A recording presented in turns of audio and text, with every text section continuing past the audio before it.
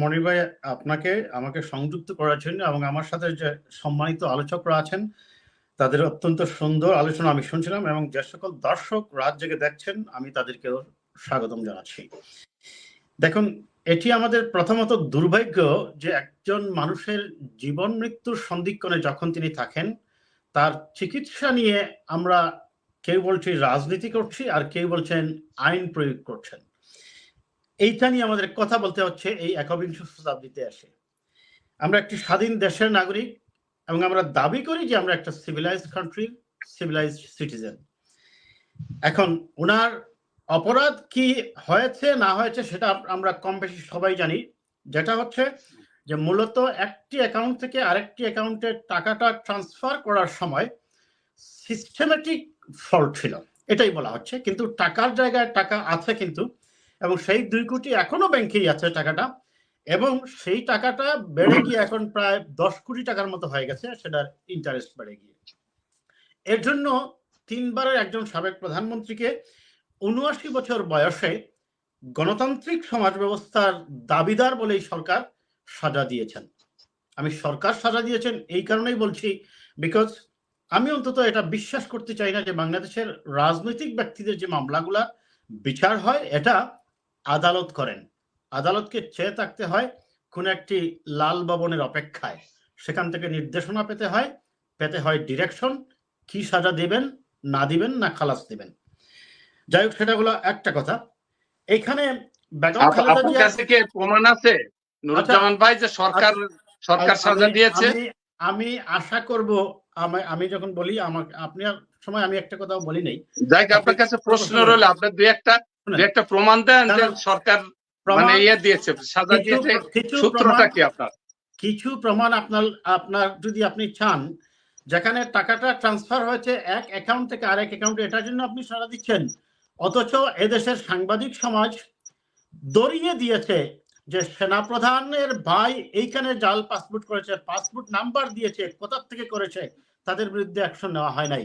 যে বেনজিরের সম্পত্তি ফিজিক্যালি দৃশ্যমান, কোথায় রিসোর্ট কি আছে, তাকে দেশ থেকে পালিয়ে যাওয়ার জন্য নিরাপদ রুট তৈরি করে দিয়ে পরে দুদক আইনগত ব্যবস্থা নিচ্ছেন বলে বিভিন্ন ধরনের কথা বলছে। এগুলা অনেক আলোচনায় আসবে, যেটা আমাকে বলতে এটা আপনার সত্য না, এটা আপনার সত্য না। আমি আপনার উত্তর দেব না, আমি চাবো যে আপনার বক্তব্যে আপনি একটা প্রমাণ দেন সরকার সাজা দিয়েছে। এখন বেগম খালেদা জিয়ার কেন জেল হয়েছে, কেন সাজা হয়েছে, আমার মনির ভাই অত্যন্ত সুন্দরভাবে বলেছেন। আমি আপনাদের একটা ক্লু দেই আপনাদেরকে।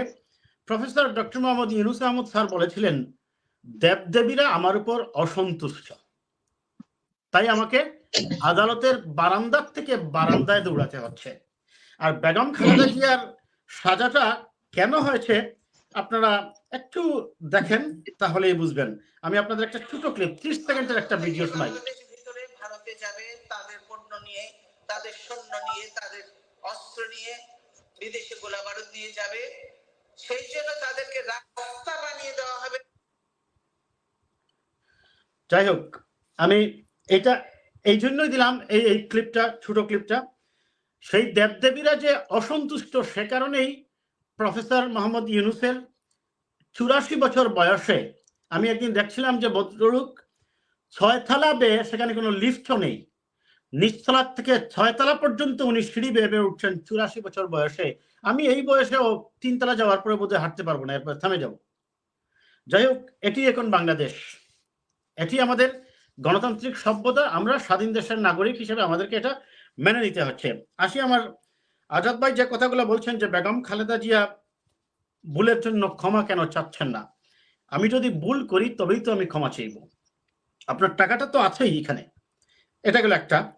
দ্বিতীয়ত আপনি বলছেন যে এই সাজা স্থগিত বা করে তাকে বাসায় থাকতে দেওয়া হয়েছে। দেখুন, বেগম খালেদা জিয়া বা শেখ হাসিনা ওয়াজেদ বা হুসেইন মাহমুদ এরশাদ সাহেব, এরা যদি কখনো জেলে যান, তাদের জন্য বাসা যেই কথা হবে, আপনার জেল কম বেশি একই রকমই হবে। তারা যে পরিমাণ সুযোগ সুবিধা আইনগত প্রক্রিয়ার মধ্যেই পান, কাজেই তাদের জন্য খুব একটা যে ডিফারেন্স হবে তা নয়। হ্যাঁ, বাংলাদেশের আদালতের কারাগারের ভিতরে আপনার মানবাধিকারগুলো সঠিকভাবে মানা হয় না। এই সকল দেশে আমার সাথে কাজ করে আমার একটা কলিগ গানাতে বাড়ি তার, সে একবার জেল সম্পর্কে আমাকে একবার বর্ণনা দিচ্ছিল, বলছিল যে এই সুবিধা আছে, এইটা আছে, ওইটা আছে। আমি বললাম তাও তো দেখ, এত বাইরে থাকার চেয়ে তো জেলে থাকাই বোধহয় আরো সুবিধা।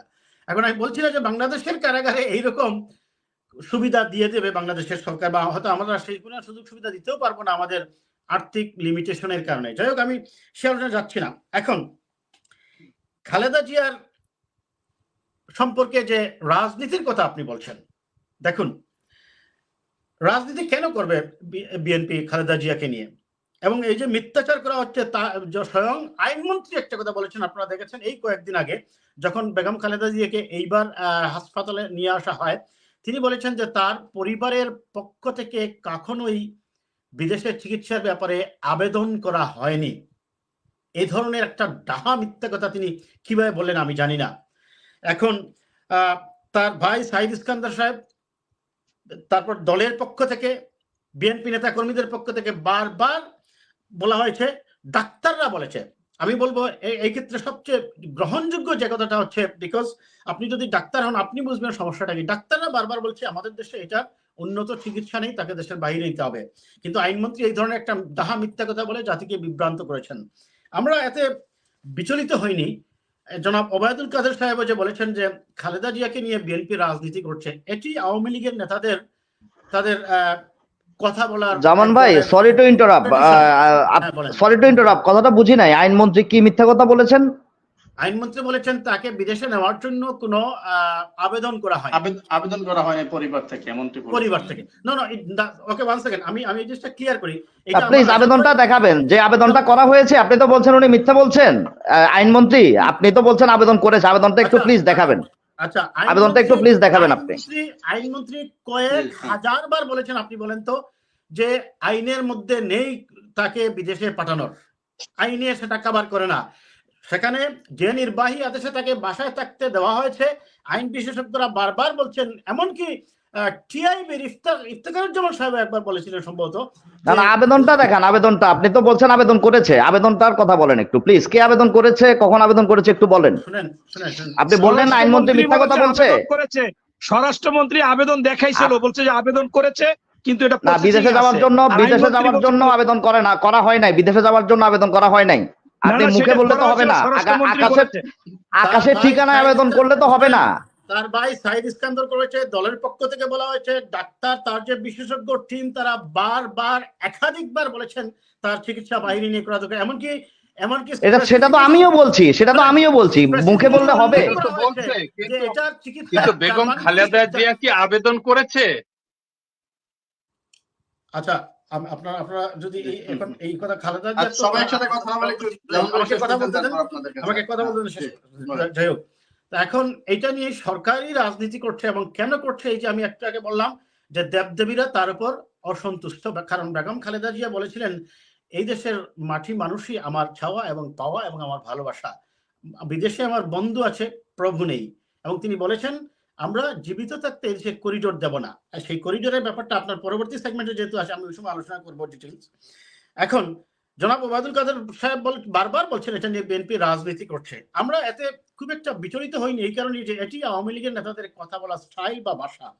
জনাব, আপনাদের একটু যদি স্মরণ করিয়ে দেই, আজকে যিনি পররাষ্ট্রমন্ত্রী তিনি তখন ছিলেন আপনার তথ্য প্রতিমন্ত্রী, না তথ্যমন্ত্রী। তিনি একবার বলেছিলেন যে জিয়াউর রহমান যুদ্ধ করেছেন ৭১-এ, কিন্তু তিনি যুদ্ধটা করেছেন পাকিস্তানের পক্ষে। আচ্ছা, আপনারা আমাকে বলেন, একটা সুস্থ বিবেকবান মানুষ তাকে কি মানসিকভাবে ওকে বলবেন? জিয়াউর রহমান যদি পাকিস্তানের পক্ষে যুদ্ধ হতো তাহলে উনি কিভাবে সেক্টর কমান্ডার হলো? উনি বীরত্তম খেতাব পেলেন, এবং এই বীরত্তম খেতাবটা তো স্বয়ং বঙ্গবন্ধুর হাত থেকেই তিনি পেয়েছেন। উনি কিভাবে পাকিস্তানের পক্ষে যুদ্ধ করলো? একইভাবে আপনাদের মন্ত্রী শাহজাহান খান একবার বলেছিলেন জিয়াউর রহমানের বীরত্তম খেতাবও নাকি তিনি কেড়ে নেবেন। দেখুন, ৭১ সালের যার যে অবদান আছে আমাদের সেটা মানতে হবে।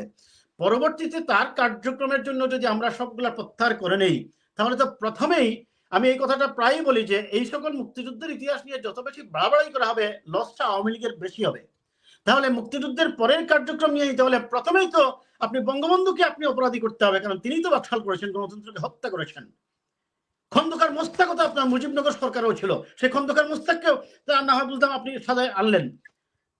তা আপনি যখন কথা বলবেন অবশ্যই আগে নিজের চেহারাটা আয়নায় দেখে নেবেন, এবং মনে রাখবেন আপনার একটা ভুলের জন্য আরেকটা অর্জনকে আপনি অস্বীকার করতে পারবেন না। যাই হোক, এটা আওয়ামী লীগের পক্ষ থেকে আমরা, এমনকি স্বয়ং প্রধানমন্ত্রী, এটি আমি আগেই বলছি, এটাই বুঝাতে যাচ্ছি যে আওয়ামী লীগের নেতাদের তাদের কথা বলার স্টাইল, বডি ল্যাঙ্গুয়েজ একটু ভিন্ন।